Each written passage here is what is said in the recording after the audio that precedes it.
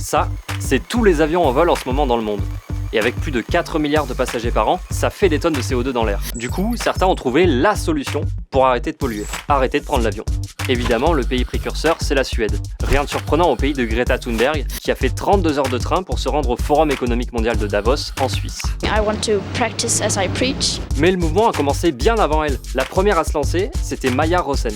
Elle a notamment lancé une campagne pour convaincre 100 000 Suédois d'arrêter l'avion pendant un an. Elle avait arrêté en 2008. At that time, I felt like I was the only person on the planet doing so. The average Swede, we fly once a year, equivalent to the distance between Stockholm and the south of Spain. And only through one annual holiday like that, you use up your whole carbon dioxide budget. Le cinéma suédois s'y met aussi. 250 professionnels ont signé une tribune pour modifier les méthodes de l'industrie et par exemple limiter les tournages à l'étranger. Dans la ville d'Helsingborg, dans le sud du pays, une salle de concert a annoncé qu'elle n'invitera plus d'artistes qui viennent en avion. Parfois, ça va même jusqu'à la honte de prendre l'avion. Et il y a un mot pour ça, Flygskam. Fluxcam, souvent utilisé sur les réseaux sociaux. Il y a même un compte Instagram qui repère les influenceurs suédois qui gagnent leur vie en voyageant et qui leur met la honte en calculant leur empreinte carbone. I'm not really that fond of the word flygskam because to me, what we're trying to do with the campaign is not to try to make people feel ashamed. We rather want to make people understand how serious the climate crisis is. Et pourtant, la culpabilité, ça marche. C'est ce qui a poussé Elodie à arrêter de voler. Elle vient de rallier Stockholm à Alger, via Hambourg, Paris et Marseille, pour un total de 28 heures au total en train, plus 26 heures dans le bateau. C'est un mouvement qui est compliqué parce que les Suédois se disent, mais d'accord, je veux arrêter de prendre l'avion, mais en Suède, de 1, on est un pays où il fait froid, donc les gens ont tendance à vraiment voyager l'hiver. On est un pays riche aussi, c'est un pays où la majorité peut s'offrir un voyage en Espagne ou en Thaïlande ou l'hiver.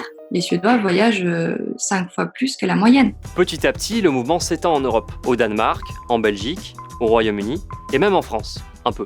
Mais il reste pour l'instant très loin des objectifs. Le paradoxe, c'est que les plus gros pollueurs sont généralement les gens les plus conscients du problème. En 2014, des chercheurs allemands ont trouvé que les gens qui prenaient le plus l'avion votaient pour les verts. Donc si je résume, on consomme local, on fait du covoit, on trie ses déchets, mais on ruine tous ces efforts avec un seul vol long courrier. Par exemple, en France, chaque personne émet entre 4 et 7 tonnes de CO2 par an. En comparaison, un aller-retour Paris-New York, c'est jusqu'à 2,5 tonnes par passager. C'est plus qu'un an à se déplacer en voiture.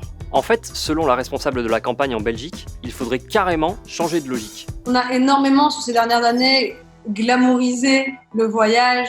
On dit, voilà, pour s'épanouir, il faut voyager loin, il faut prendre l'avion pour aller dans des destinations tropicales, alors que c'est pas forcément le cas. Après, il y a des gens qui ont besoin de prendre l'avion pour le travail, qui habitent très loin de leur famille. Mais quand c'est juste pour partir en vacances, je pense que c'est important qu'on essaie de revoir un peu nos priorités. We can't think about what we want to do. We have to think about what can we do? What is possible? I live in a huge country with so many beautiful places and I haven't seen half of it. Mais alors qu'est-ce qu'on fait? On s'interdit de voyager loin?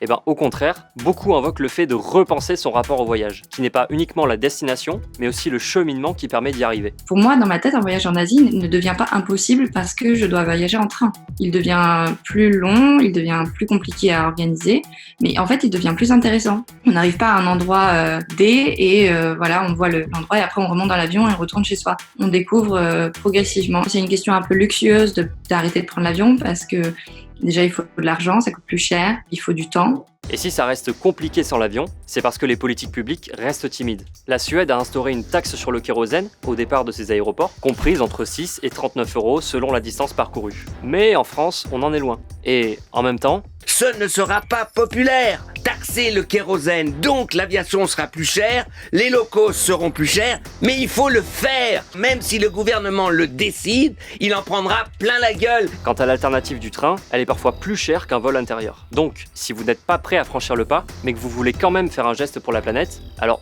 ne faites pas comme Ariel Dombal. Save our plants, our trees, our beauty, our climate.